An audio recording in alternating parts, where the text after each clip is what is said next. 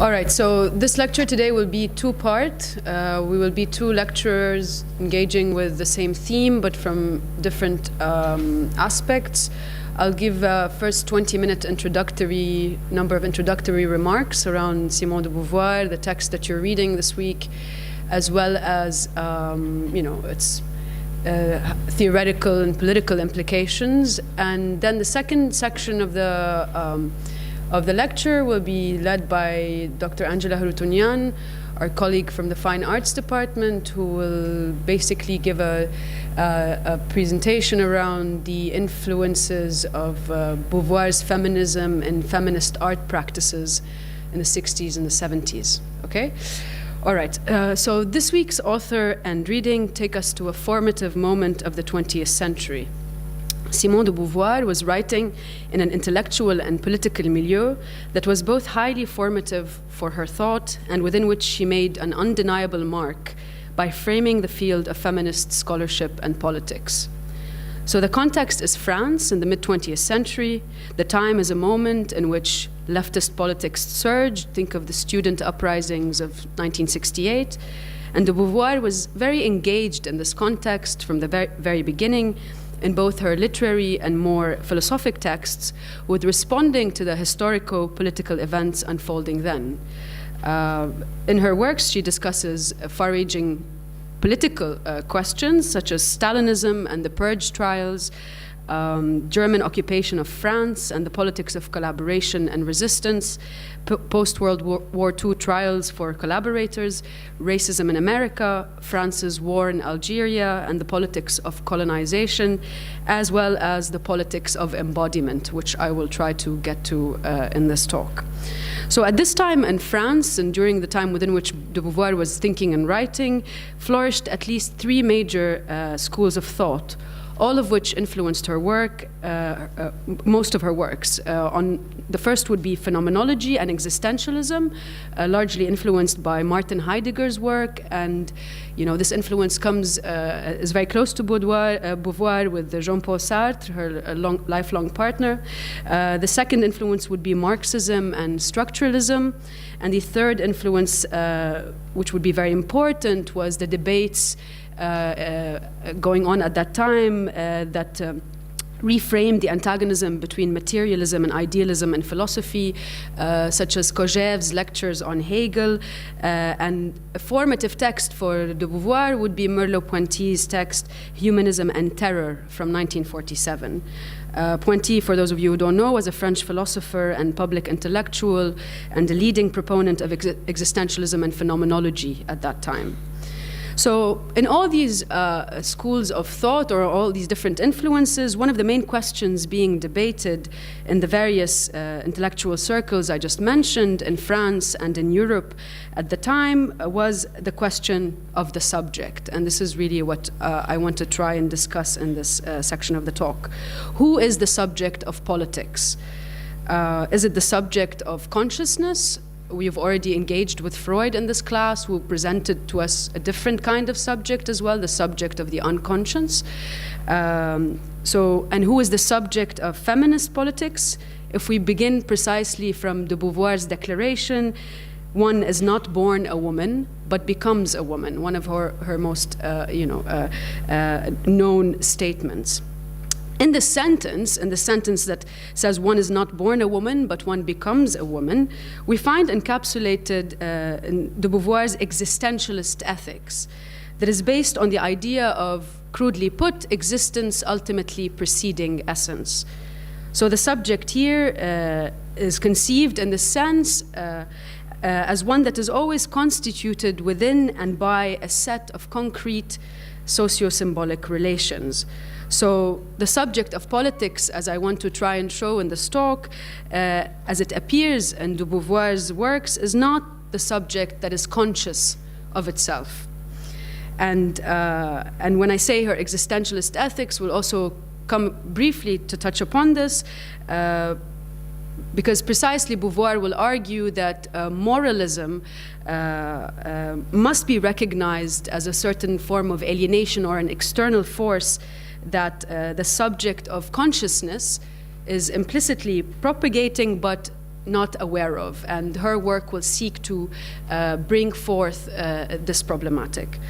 So despite the many revisions and discussions of her formative text, The Second Sex, which you will be reading this week, de Beauvoir's book remains to be a foundational text for contemporary feminism. The book begins with a question: what is a woman? And in this text, we can see de Beauvoir putting into action her, what I want to call her discursive strategy, which means that she creates a place from within which to speak and write against the dominant discourse of what she perceived to be Western capitalist culture. So this dominant discourse at the time within which she was writing was satiated with representations of motherhood in post-war France and the French, in post-war France, while the French state was aggressively promoting motherhood through economic incentives and moral appeals. In this context, de Beauvoir refused the questions being posed by French society at the time. She rejected moralism as a form of what she called bourgeois domination, or as she put it, and to quote from her, moralism was the last bastion of bourgeois idealism. This is the quote. Merleau-Ponty, who I mentioned was a central influence for de Beauvoir, had at this time written a critique of liberal humanism and a defense of Marxism's principal materialist claim that the subject of consciousness, or what I keep referring to here, the self-interested subject, the supposed self-interested, egoistic subject, Merleau-Ponty argued in this text, and de Beauvoir not only adopts this argument but builds upon it. He argued that this is an ideological subject. In this text, Ponty placed the phenomenological subject close to a Marxist understanding of the subject, and this subject for Merleau-Ponty, as well as for de Beauvoir, was not to be understood or realized through things like empirical psychology, nor through abstract, transcendental consciousness, and it is certainly not reducible to the liberal bourgeois subject, the subject of equality, property, self-interest, and so on. So ultimately, the phenomenological subject that de Beauvoir works with in this context is not the abstract subject of consciousness and moralism, which he is constantly trying to argue against. De Beauvoir identifies, influenced by Ponty, she identifies the subject of consciousness against which she is positing her critique as being the masculine subject, and this is very important. So masculinity and femininity in her works do not refer to identities, and this is one of the basic things that one needs to grasp from the very beginning in dealing with this text. They are not simply descriptions of subjects, masculinity and femininity. Rather, for her, masculinity is understood or synonymous with the abstract subject or with the subject of consciousness. It is both positive and neutral. Man is both the definition of man and the human, so both the homme and the homo of the Homo sapien. While woman, de Beauvoir is arguing, is the other, with a with a big O, the negative pole that requires to be domesticated within the imaginary wholeness and identity of the masculine. By saying that the masculine and feminine are not identities, but phenomenon that describe reality, analyzing these phenomenon fundamentally meant for de Beauvoir the problematization of the ideas of femininity, femaleness, as well as of sexuality and embodiment. So phenomenology, which is this method that de Beauvoir uses, is not to be understood as an introspective philosophy. It's not about the internal processes or activities of the human mind, but it is about the way in which we relate to the world and its beginnings. So the phenomenological question that de Beauvoir asks or poses about sex and sexuality is not what is sex, but why is the sexual relation experienced as a difference and an opposition? Is this something necessary, she's asking? Can the experience have some other structure? And furthermore, she is asking ultimately, what is the role of philosophy? And I want to quote her here. This is de Beauvoir. If a theory convinced me, it did not remain exterior to me. It changed my relation to the world, colored my experience. In short, I had a sound capacity to adopt, a critical sense to develop. For me, philosophy is a living reality, end of quote. So in this sense, her method of phenomenological suspension, or bracketing, a term that you will come to engage with in this week, is not about turning inwards towards the self, turning in towards oneself, but about becoming conscious of our relations with the world and others. So the suspension, or this bracketing, the stepping out of the world to question it, is not about contesting the reality of the world, but about refusing to accept this reality as unproblematic and given. And this is precisely the way that de Beauvoir is engaging with this, beginning to ask the question, what is a woman? So the phenomenologist for de Beauvoir does not reject the reality of the world, but questions its mode of reality. So it is in this sense that phenomenology seeks to abolish the opposition between the subject and the object. And I want to come to this now. And I want to quote here from de Beauvoir to introduce this theme. It is impossible, this is her, it is impossible to define an object apart from the subject by whom and for whom it is the object. And the subject reveals itself only in relation to the objects that it is engaged with, end of quote. So the nature of her engagement with philosophy was a refusal to accept, in this sense, what she says, the construction of systems of philosophy. And she was rejecting what she would call all finalities of history. I quote her again, neither system nor history could any more than the malicious demon cancel the living certainty of I am, I exist, at this place and moment, me. So instead of system building in philosophy, she emphasized the role of questioning, which is what I'm calling her discursive strategy, of problematizing, of writing as a place in which intersubjectivity can be realized. Thus, de Beauvoir begins the second sex by asking, does woman exist? Will they always exist? Is it desirable that they exist? And this isn't meant to question the reality of woman's existence, but to ask, how does woman exist? Is her being real? What is reality when it is stated? And she responds to these by making a first provisional argument, and a quote from her again. Not every female human being is necessarily a woman. In order to be a woman, one must participate in the mysterious and threatened reality which is femininity, end of quote. So femaleness is necessary in a certain reality, but not a sufficient condition for making a woman. There is a separation in de Beauvoir's writing between femaleness, femininity, and womanhood. She uses the concept instead of feminine existence, and not the concept of woman, to describe the reality of femininity. And of course, she's not simply denying that reality, but she's, as I said, questioning the mode of that reality. So she proceeds to deny any essence, any eternal, unchanging essence of femininity, in order to argue that it is a process of becoming. To be a woman, for de Beauvoir, is a process of becoming, to quote her, not a fixed reality, but a becoming, end of quote. So this conception is ultimately anchored in the way she understands the body, the living body. For her, the body is not a given thing. It's not, an empirical body of sensations simply, but a way of relating to things, a way of acting and being affected in the world. So the feminine and the masculine are thus not different and fixed entities, but what she would call variations of human embodiment. And again, a quote from her. To tell the truth, this is de Beauvoir, man, like woman, is flesh, therefore a passivity. And she, like him, in the midst of her carnal fever, is a consenting, a voluntary gift, an activity. They live in their different ways the strange ambiguity of existence made body, end of quote.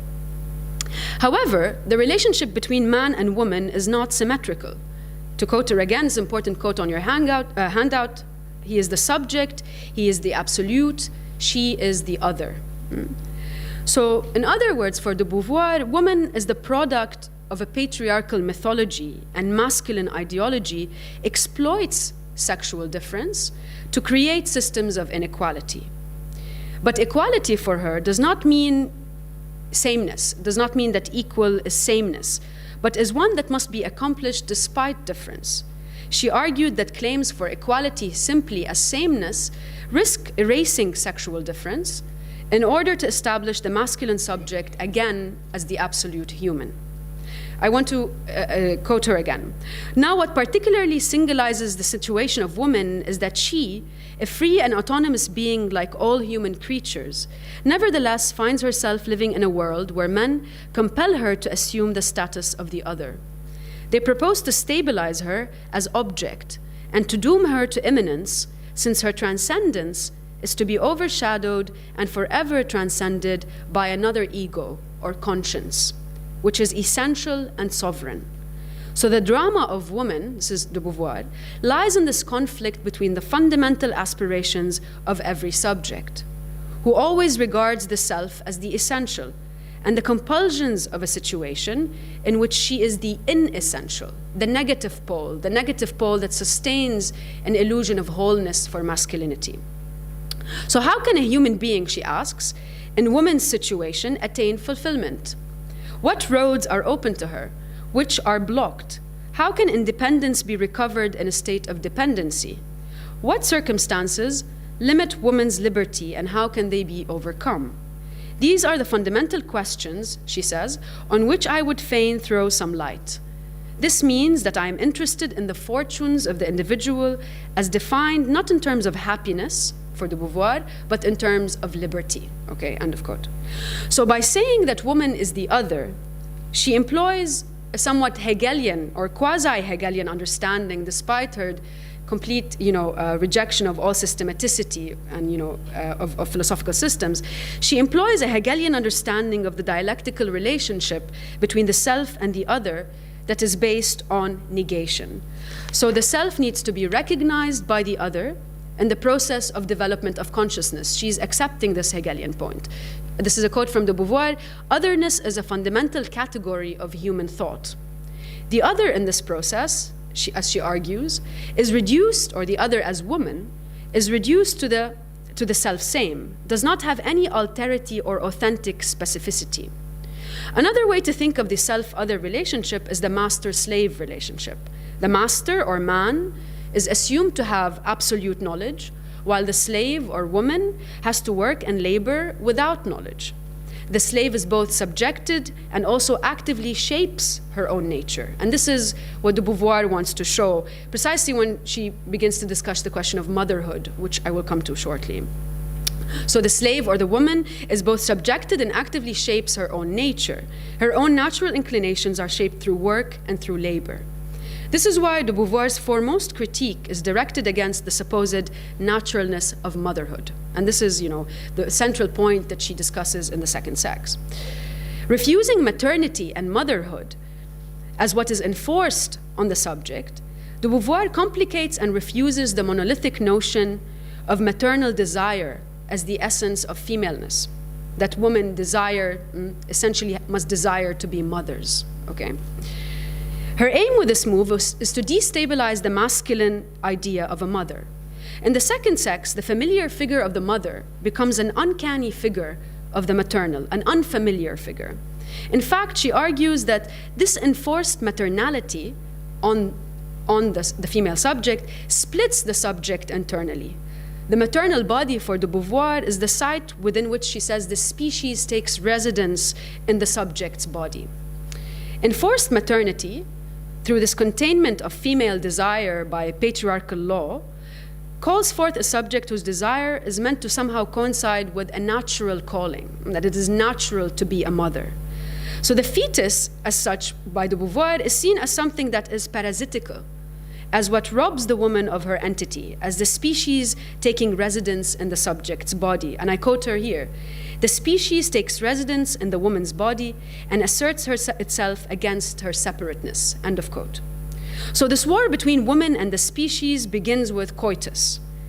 Again, to quote from de Beauvoir, "First violated, the female is then alienated, she becomes in part another than herself," end of quote.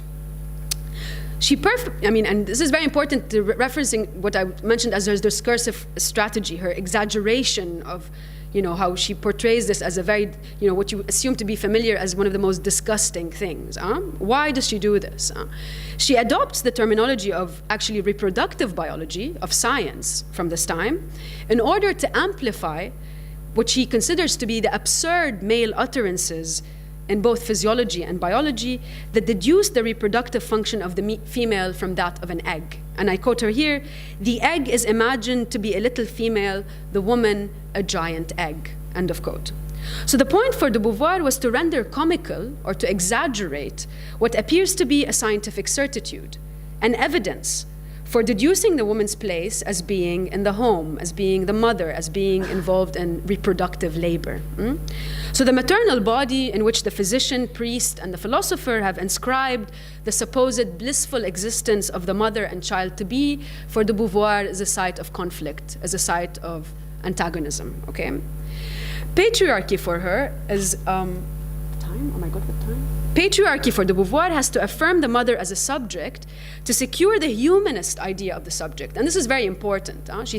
She argues that this masculine idea of femininity is a humanist idea of the subject. For de Beauvoir, the mother as a subject is a complete illusion. The mother, in fact, is a non-subject because she is deprived of speech. She is the mute phallic mother of infantile fantasy and the mute loving mother of masculinist representation. Ultimately, de Beauvoir presents us with an understanding of the body as a historical idea, and this is very important. This is our understanding of embodiment as a historical idea and not as a natural fact. So it is not a question of what the human female is or what the maternal body is, but the question, again, this is her discursive strategy, what has humanity made of the female? She inscribes conflict consistently by raising such questions.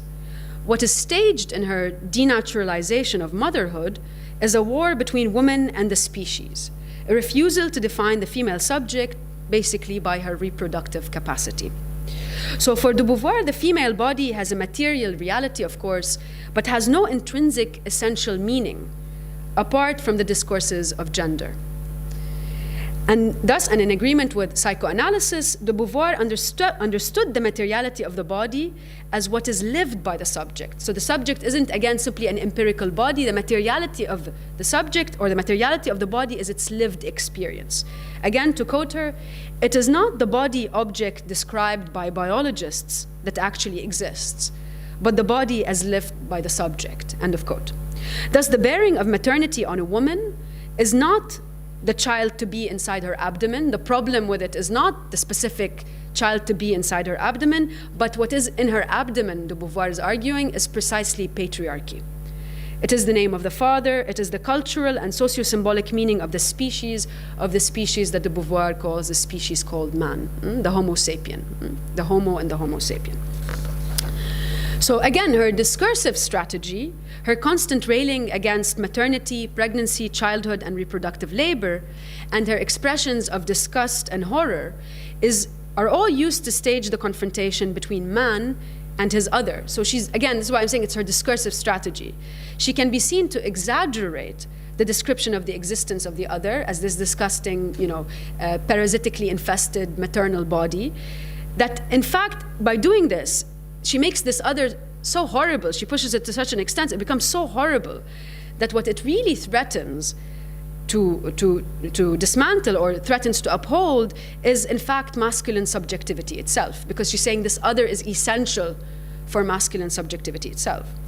So de Beauvoir argues further that the male dread or horror from the female body is a fear of man's own immanence, of his own corporeal limitations. In fact, she says it is the fear of becoming a woman, a fear of the mother.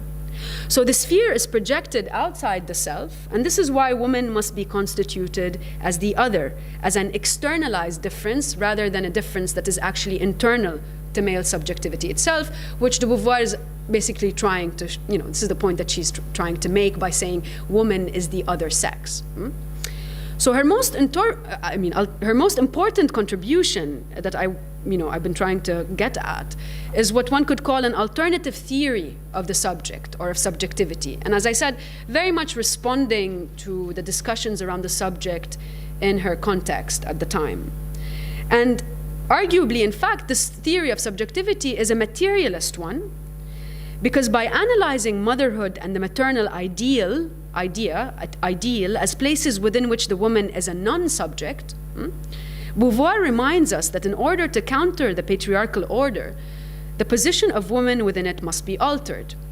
Her most important contribution is that sexual identity is in no way determined by a biological mechanism, but is learned through dynamics of identification and gender, and implicated in a system of production that is specific to modern capitalism. So what Beauvoir early on was aware of is that the socialist revolutions that she had, that were, going on at her time had not yet succeeded in emancipating women from patriarchy, and that there indeed cannot be a social revolution without the emancipation of women.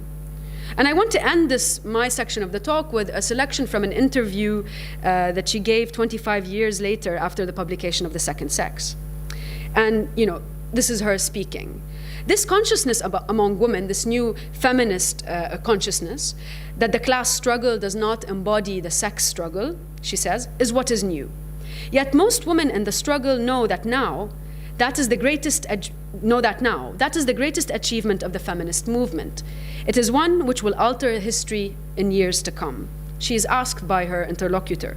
But such a consciousness is limited to the women who are in the left, that is, women who are committed to the restructuring of the whole society. And de Beauvoir answers, well, of course, since the rest are conservative, meaning they want to conserve what has been or what is. Women on the right do not want revolution. They are wives devoted to other men or to their men. Or if they are agitators at all, they want a bigger piece of the pie. They want to earn more, elect more women to parliaments, see a woman become president. This is classic for right now. They fundamentally believe in inequality, except they want to be on top rather than on the bottom. But they will fit fine into the system as it is or as it will change, a bit to accommodate such demands. Capitalism, and this is de Beauvoir, I go on, capitalism can certainly afford to allow women to join an army, allow women to join a police force.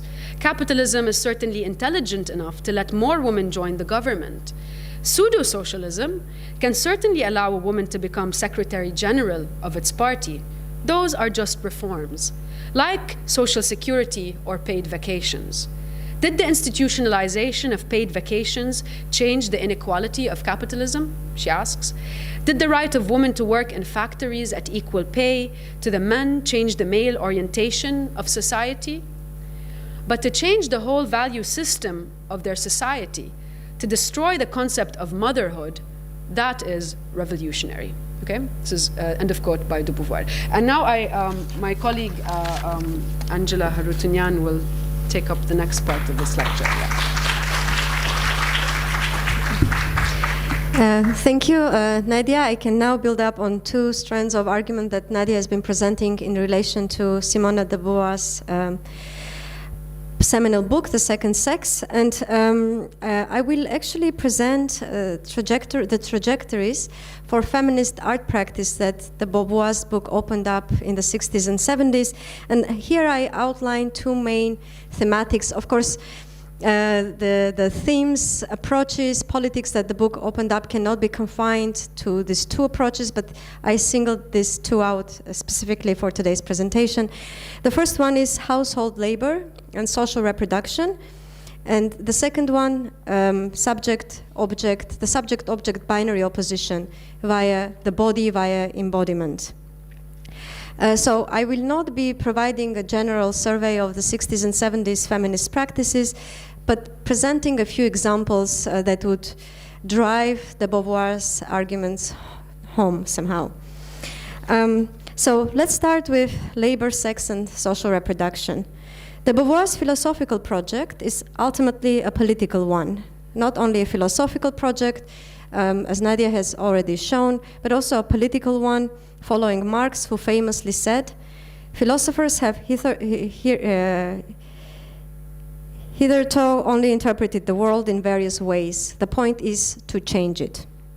And if for Marx the political task was to make the proletariat visible as a subject of history, for de Beauvoir in the mid-20th century, the woman shares a similar visibility or invisibility that was afforded to the proletariat in the 19th century. The second sexist philosophical project is based on the understanding that previous theories and practices of liberation cannot be fully applied to women. If the goal of the proletariat in its historical struggle of appropriation of the means and outcomes of labor is to abolish the bourgeoisie and itself as a class, and if in the radical rendering the goal of the colonized people is to kill the colonial oppressor, women's liberation cannot pass through the abolition of men. Of course, in very radical renderings, this was also proposed. In 1967, a radical feminist, Valerie Solanas, writes a manifesto called Scum, which opens up a society for cutting up men. But of course, these are extreme cases. So the division, as Simone de Beauvoir says, the bond that unites her to her oppressors is not comparable to any other. The division of the sexes is a biological fact, not an event in human history. Male and female stand opposed within a primordial mid-sign, which means a bridge, intermediate link. And woman has not broken it. The couple is a fundamental unity that with its two halves riveted together, and the cleavage of society along the line of sex is impossible. Here is to be found the basic trait of woman. She is the other in a totality of which the two components are necessary to one another. End of quote. So the woman's peculiar historical situatedness, the spaces they inhabit, and the kind of labor they perform, predominantly confined to the domestic sphere, do not allow for an advent of something akin to class consciousness. In the 19th century, for Marx, industrial capitalism allowed for collectivization of labor, for hundreds and thousands of workers to share the space of work, and through the shared space also experience alienation collectively. Out of these shared conditions, in spaces of collective labor, possibilities of mobilization would arise that would overturn the very conditions of oppression. So unlike the proletariat that would develop class consciousness through the shared experience of work, women's primary site of labor is the household, a private and isolated sphere of the bourgeois individual wherein work does not appear as labor, meaning as value-generating activity that enters into exchange, but as a set of tasks performed on the grounds of emotional attachments, love, caring, and so on. As de Beauvoir says, quote, "We have seen what poetic veils are thrown over her monotonous burdens of housekeeping and maternity. In exchange for her liberty, she has received the false treasures of her femininity. Here the commodity's mystical veil," end of quote, it's me now. "Here the commodity's mystical veil reappears as a veil of her femininity, as a romantic quasi-metaphysical construct." This veiling of labor, the ideology of femininity, is especially present in the history of art as a discipline, whose primary occupation since the 19th century has been the construction of the patrilineages of style and influence, leading from one genius male artist to another. And of course, this resulted in what we call today a canon, sort of general laws and principles that construct value, what enters into what is considered a masterwork, masterpiece, and what is left out. And I'll be referring to this word canon a few more times in this talk.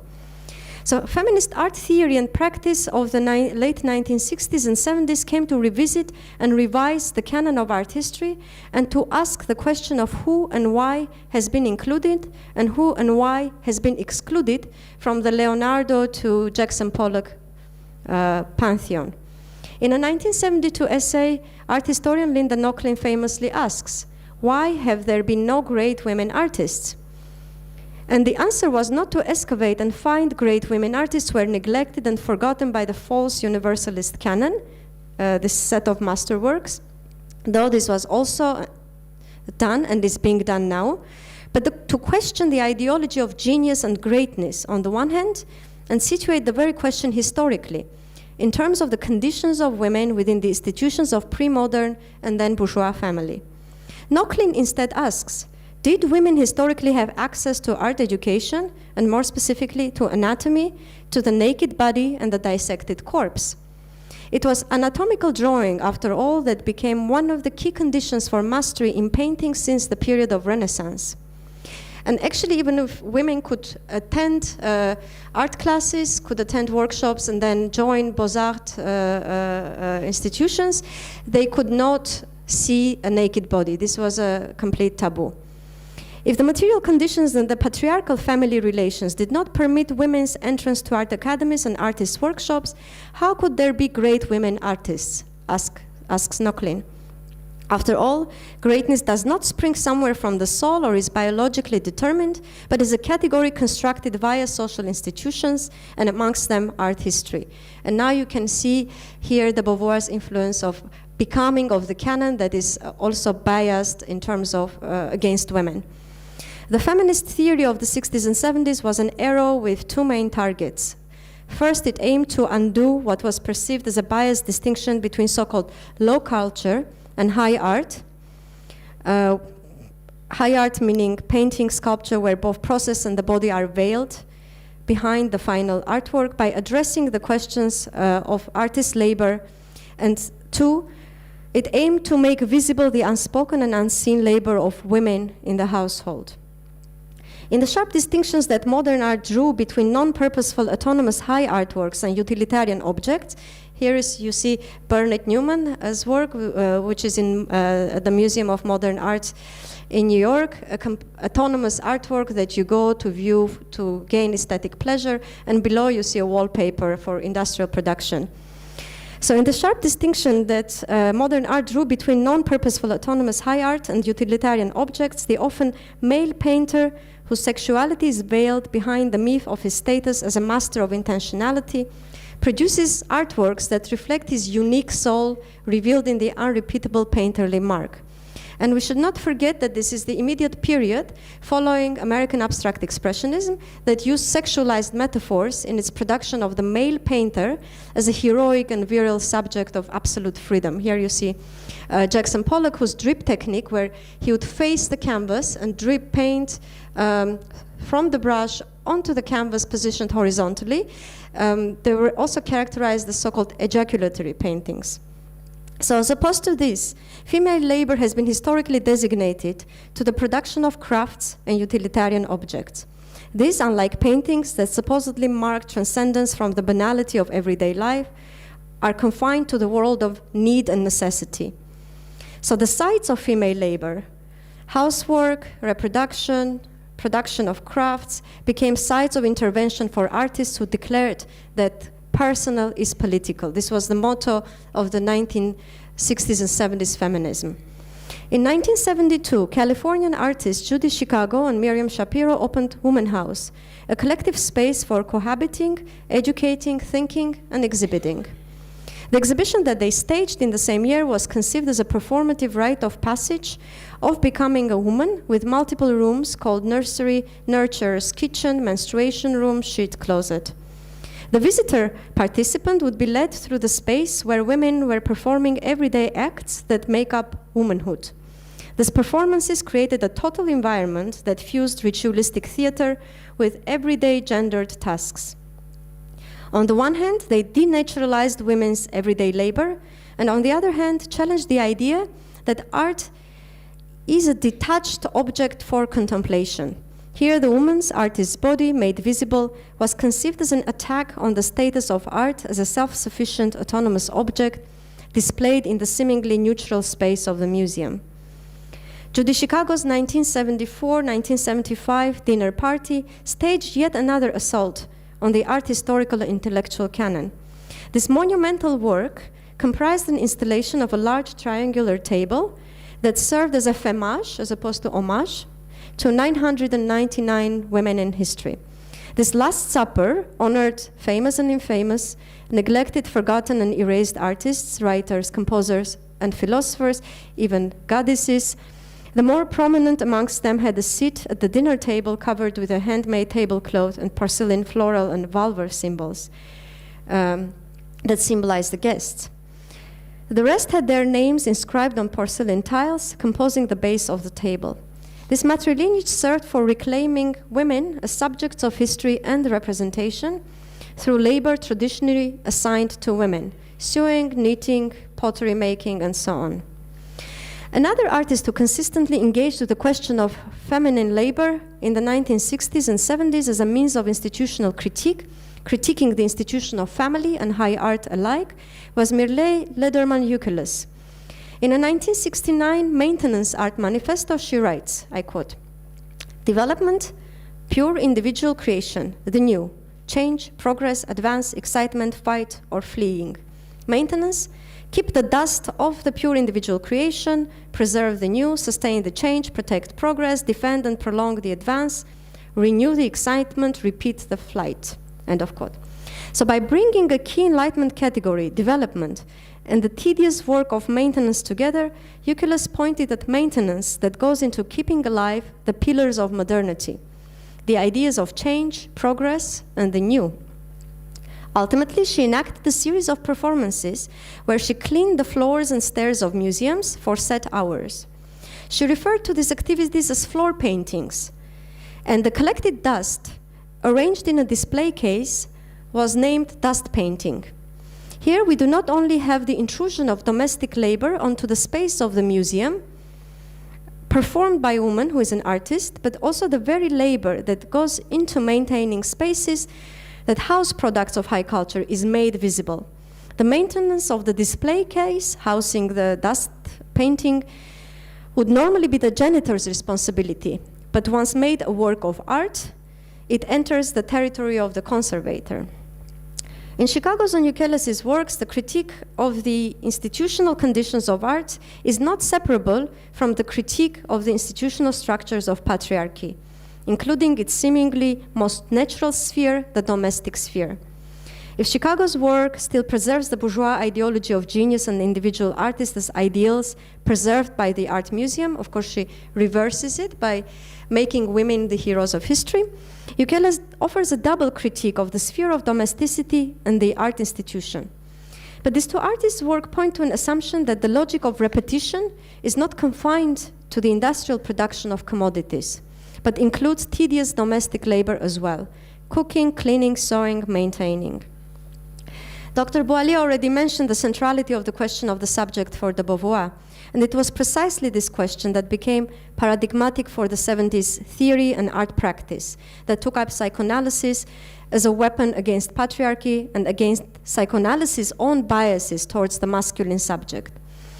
Mary Kelly's durational work, completed over the course of 6 years, entitled Postpartum Document, 1973-76, with its various iterations later on, documents the birth and development of her son through a double narrative: the child's entry to history, language, and social institutions, and the mother's loss of her son to these institutions as the child becomes separated from the mother.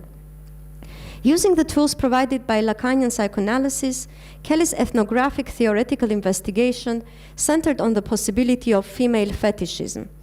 She meticulously collected and presented the residues of her child as indexes of female fetishism: diapers, scribbles, clothes, first writings, and so on.